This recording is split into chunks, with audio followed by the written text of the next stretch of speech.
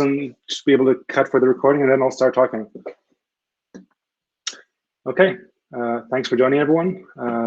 Let's talk about research and MDN and web developer needs. With me today is Robert Nyman on the call as well, available to answer questions along with me. I'll try to leave 5-10 minutes at the end for discussion, and we can maybe interactively try to answer some questions in a big spreadsheet that we have. But also feel free to post in the chat or raise your hand, or otherwise try to get attention as we're going through this as well. That would be fine. So what are we up to here? The whole point of this exercise that we've done for 2 years now is to get more data, actionable data on what web developers are frustrated by and what they need. We want to identify areas that we can go and invest more in, basically. So actionable insights from research based on what web developers are telling us. This is work that we've been doing on MDN the past 2 years. So obviously Mozilla has been involved, and then also the entire MDN product advisory board, where Google and a bunch of others, Microsoft, W3C, Samsung, Buku, are members. And then to help us plan and execute these research, we also have an agency called Pinpoint, and they are the actual researchers here. I'm not a researcher. Robert, regrettably, is also not a researcher. So we're sort of doing this from an engineering and DevRel perspective, and trying to get something as actionable as possible without ourselves being like experts in this field. Okay, so who are we trying to learn from, and how are we trying to do that? First of all, like, what do we consider a web developer? The definition we've been going with so far is that anyone who's above the age of 18 and spends more than an hour a week on web developer activities, including code, we would count as a web developer. The 18 years plus is like, for privacy policy reasons, it's not easy to do research with minors, I guess. So we just bake that into our definition. Notably, web designers who do not also code are not included in this definition. That's not exactly by design. It would be, of course, good to learn from web designers who do not code as well, but that hasn't been the focus in the MDN surveys so far. So if that's web developer, how many of those are there? So /data estimates that there are about 17 million web developers in the world as of about 2 years ago. And I think that's growing. Their exact definition, I'm not exactly sure about. I doubt it's exactly ours. But let's say that's a rough ballpark number of the number of web developers that could be reached by research. MDN, as the sort of most popular documentation platform for the web platform, has 17 million monthly users or so. This is not to say that we think that every single web developer visits MDN every month. Neither of these numbers are exact. I can't actually say exactly what the error bars are, but I think we can confidently say that most, 50% at least, I would guess 70, 80 or so, if I had to guess, do end up visiting MDN monthly or so. So by doing research on MDN, then in the very best case, we should be able to reach a very broad group of web developers. So the approach we've taken to this so far is really broad and a top-down approach, where we're first looking for a very broad group of developers to learn from, without sort of being too, let's say, picky about exactly being in this country or in this field of work, but just trying to capture as broad an audience as possible. And starting from the high level needs and dig our way down based on what we find when we ask these sort of broad questions.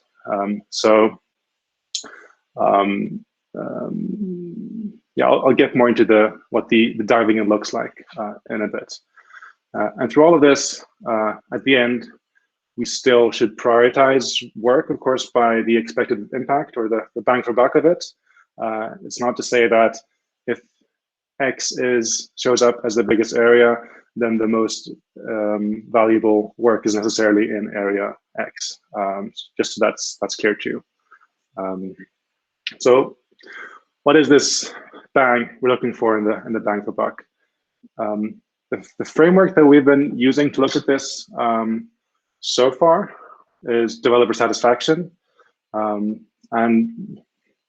sort of dry definition again, but what we sort of imagine as developer satisfaction is an answer to this question.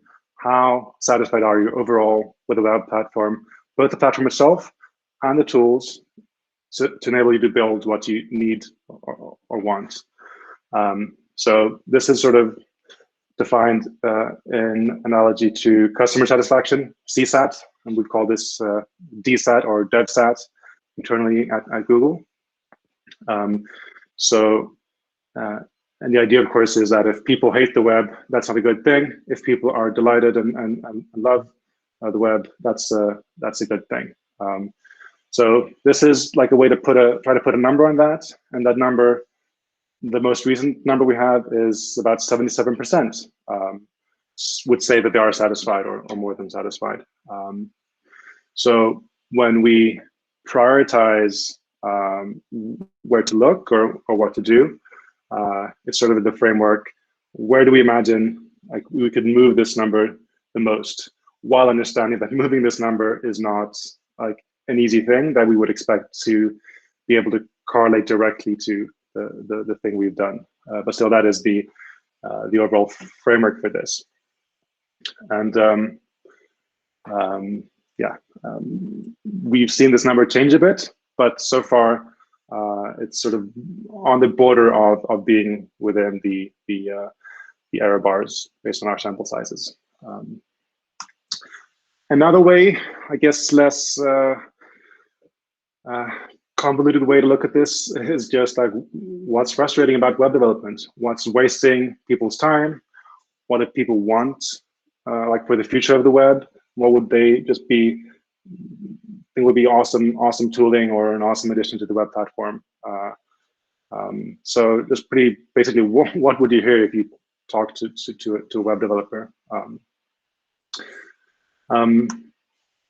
So that's our framework. Another way that we're looking at this is, and it was really there at the beginning of the developer needs assessment planning as well, is what is this cycle for the web platform where we both hear from web developers, try to understand and prioritize the feedback, and then when we eventually do fix one of these things, that we confirm that the thing we did was actually what was asked for, and communicate that, and a cycle starts again with whatever the next layer or the next building block would be.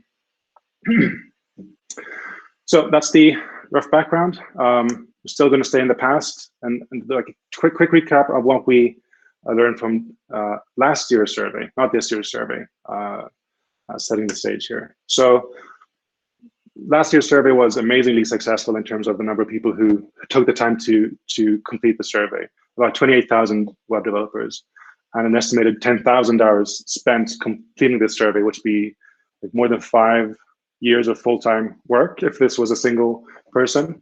So really like a depth of gratitude to these developers who volunteered all this time to give us insights. So what we found last year was, in terms of a needs or frustration ranking, was number 1, browser compatibility. Number 2, documentation of a certain kind. And number 3, testing. Now these themes are going to come back. So based on those findings last year and this year, earlier this spring, we went ahead and did a smaller follow-up study or survey, including interviews, specifically on the topic of browser compatibility. So this is the deep dive part of the process. So when it comes to browser compat, we wanted to know, well, what are the biggest issues and what can we do about them? We heard from about 1,400 developers, both from MDN and from web.dev, a nice mix there. And then had pretty long interviews with 13 of these developers who volunteered. There's a lot you can read about that, including the transcripts of maybe half of what was said at least, if you want to go have a look. What we found roughly is this, that, well, developers really aren't happy with the state of browser compat. That was no surprise. Confirmed that to beyond doubt. There are more issues, like people claim more issues with IE or Safari than with Chrome or Firefox. But then when we look at features, layout and styling, that is to say, what's sort of under the scope of the Chromium rendering team, is where most of the issues were mentioned.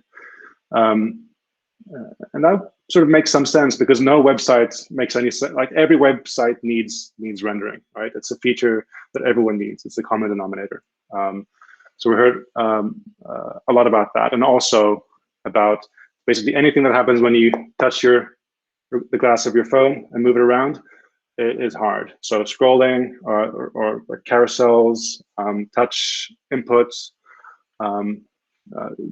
We also heard a lot about that. So based on those findings, we have efforts underway in Flexbox and Grid, which were the main layout issues named, and also scroll snap seems to be something of a theme. And we're pursuing broader interop of all of CSS via web platform tests. And I have some links here. You can go read details from the Chromium and the Galia blog posts. And Robert says here, there's also form styling work, this thing called OpenUI, a collaboration with Microsoft, is, I think, intended to mainly address that issue. That's great. All right, that brings us to the present day, MDN DNA 2020. So our good old friends come back once again. First of all, this year, the response was still amazing if you think about how many people actually took the time to finish a roughly 20-minute survey. So it's only 7,000 complete responses. That still represents like more than a year of full-time work. And the findings look slightly different from last year, but still very familiar. It's still browser compatibility, it's still testing, and it's still documentation, just in a different order.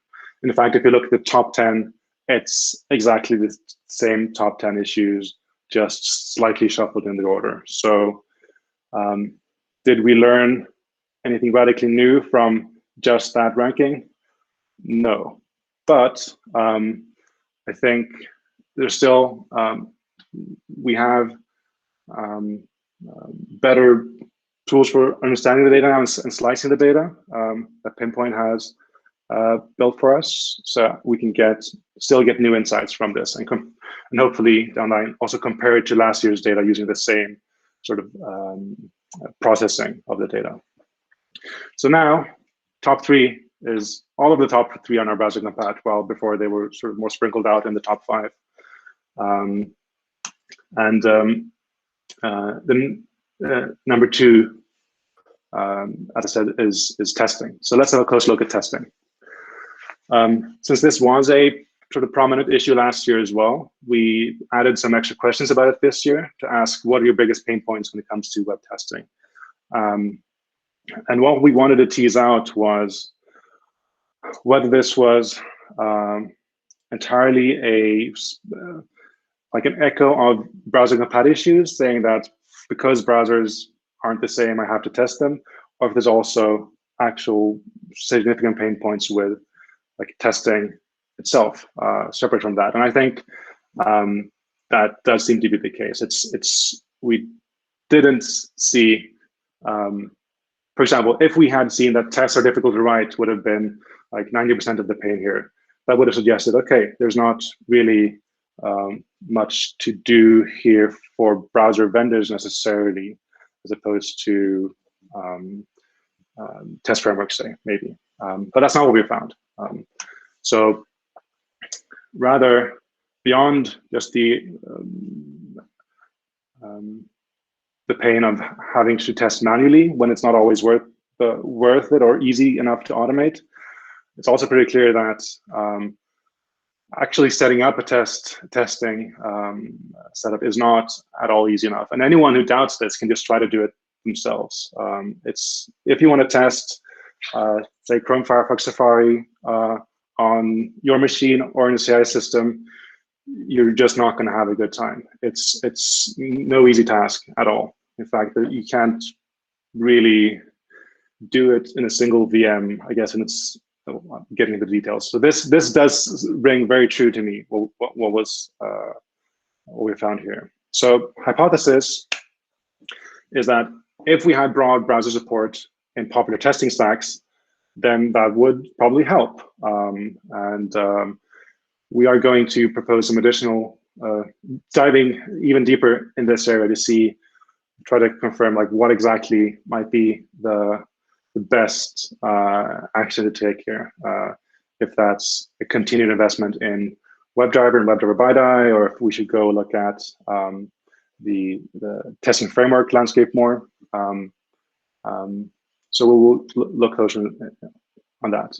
So when it comes to slicing the data differently this year, we have this great tool. It will be made public. Right now, any PAB member could ask their like MDN representative for a copy of this. And there is a link here for Googlers. I think it might be fine to share it publicly, but I didn't want to assume. So this will be made publicly, I think, together with the report. So with this tool, we can slice the data in many more ways than we could last year. And I'll just give one example of that. So if we look at the roughly 300 survey respondents who are from India, you can see, yeah, interesting and sort of expected differences compared to the overall global population. So in India, more people say that they build PWAs. Capabilities and like APIs to access hardware are a larger concern than overall. Browser compatibility is less frustrating, although it's still the most frustrating thing. And the browsers that they say they support in India are slightly different from overall. If we are especially interested in, we couldn't ask an infinite number of demographic questions, of course, but we asked enough that you can usually go and, if you have a hypothesis, maybe see if the data seems to match that. If you look at, say, are people who build for other businesses as opposed to end consumers, do they have a bigger issue with supporting all browsers, yes or no? And I think the answer there was yes, if I recall correctly. And we can also see quite large differences in satisfaction between different groups, although that should be interpreted with care. It's not necessarily because of anything that's different about their experience with the web. It could also be culture, what you tend to. I think this is a well-known research phenomenon, although I'm not too familiar with the details. This is just basically something we need to control for to not be misled. Alrighty. On top of this, we're proposing a few follow-ups. Testing, as I said, is an area where I think we could learn more. and to inform like plans. Layout challenges as well is something I'm interested in. Although there, I think we might have experts who could tell us more without us bothering more web developers with their questions. Also, accessibility and keeping up with the web platform are things that we don't quite really understand about the results. So we'll see where we go with that. That's going to be for MDN to decide which proposal wins. Right. So I also want to point out that like there's a world of surveys outside of MDN, which is awesome that we can tap into if we're trying to learn from web developers. Stack Overflow has a big survey where you can get some clues. And I would especially want to point out the state of CSS and state of JS surveys. State of CSS just finished. The reports for that isn't up yet. So this is like a community-run survey. It's not like run by any browser vendor or anything like that. So this is like by the community, I would say. So based on, it's a bit hard to read. I can read the top 3 here. Based on the state of CSS 2020, it looks like what people are saying, like what's most missing from CSS is container queries, parent selectors, and nesting. I think scope style sheets, yeah, scoping, that will be down there after browser support. So these are all, I think, familiar issues to anyone who works with CSS, but it's a good confirmation. And I think this has in fact influenced the rendering team's priorities, like what exactly to do. So there's a wealth of data outside of MDN that we can tap into. And it looks like we have 6 minutes for questions. That's great. And as I said, we can dive into the spreadsheets live if you like.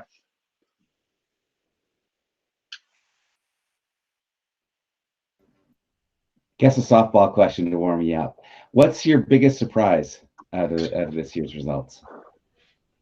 My biggest surprise was the response rates, actually. It shouldn't be a surprise in hindsight. Like I said, getting 7,000 full responses is awesome, but that's much less than last year. And so that makes the results, it's less clear how to compare the results to last year's results. And I think it is clear that when we designed the survey, like we didn't really take a web developer perspective and ask, is this going to be fun to do? If you did this last year, will you enjoy doing it again this year? And I think the answer to both of those questions is no. So we got fewer people that started the survey, but also quite a lot higher drop rate. So we must have selected slightly differently, maybe for more patient people, I'm not sure, or people who really want to make their pains known. So that was, surprise, a bit of a disappointment perhaps, but we have to learn from that and try to, I guess, make better use of web developer time next time around, not ask questions which we really don't think could have changed in a year's time, say. I've got a question. Back to your, I think, first slide or one of your first slides, you define developer to be people who work with code, which necessarily excludes designers. And I'm wondering if, if there's a reason for that limitation. I mean, I think there are some questions that would be interesting related purely to HTML and CSS that don't have anything to do with JavaScript. No, that all goes back to last year's survey where just as a limitation of scope for the first round, let's focus on this. And then this year, we were on quite a tight deadline. So it was, we said, okay, let's start with what we have and then make the tweaks that we need to do. And so much of the structure and the gating questions were left the same so that it will be as comparable as possible. Clearly, this is not ideal. I think we could, I mean, especially when it comes to CSS, of course, there's a lot to learn. And that's the most, arguably the most relevant group for some of these issues. And so I the question is, to what extent do designers who do not code at all show up somewhere like MDN where we could catch them? Would we need some other way of reaching these designers? Probably, although this is guesswork on my part.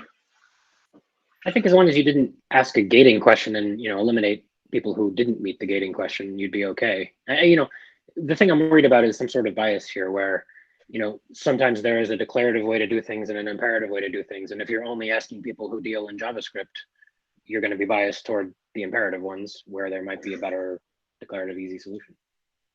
Right. I don't have the exact number now, but I think it's actually a very small slice who were excluded because of that question. So I'm not like super. So what I'm saying is I don't think MDN is probably the best place to reach this audience, or maybe it's okay if that was a 10% slice. That's still sizable, 700 people or so extra. So maybe it's possible to just change that for next year and still keep it as, we can still filter by that, of course, to make the results comparable. I mean, maybe a UX designer still considers themselves to be writing code, even if they write HTML. So maybe they don't. Maybe they wouldn't exclude themselves. I don't know. Yeah, I had the same thought too. Like if you're looking up CSS reference documentation, aren't you writing code? I mean, there's a very, very boring debate about whether CSS is coding or not that we don't need to go into. But, seems very plausible that you would answer yes.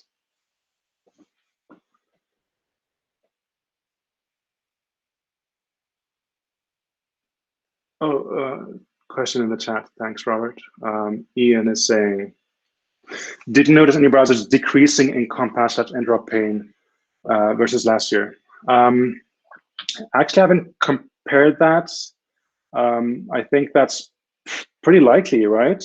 But I haven't checked. I did go and look at the differences for India versus the total population, as you said, but that should be a pretty easy question to answer, although not in the 0 minutes we have left of this session. I can go have a look, and maybe I'll add it like to the last slide of this deck, so everyone can find it later if they're curious about the answer.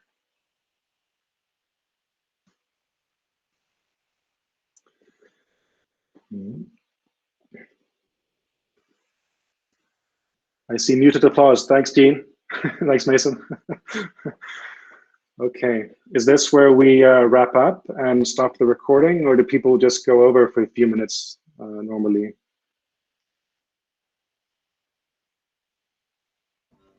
I think there's another meeting scheduled to start here at 4:30 or 1:30, depending what time zone you're in, at now. So I think we will have to wrap this up. Yes, great. Okay.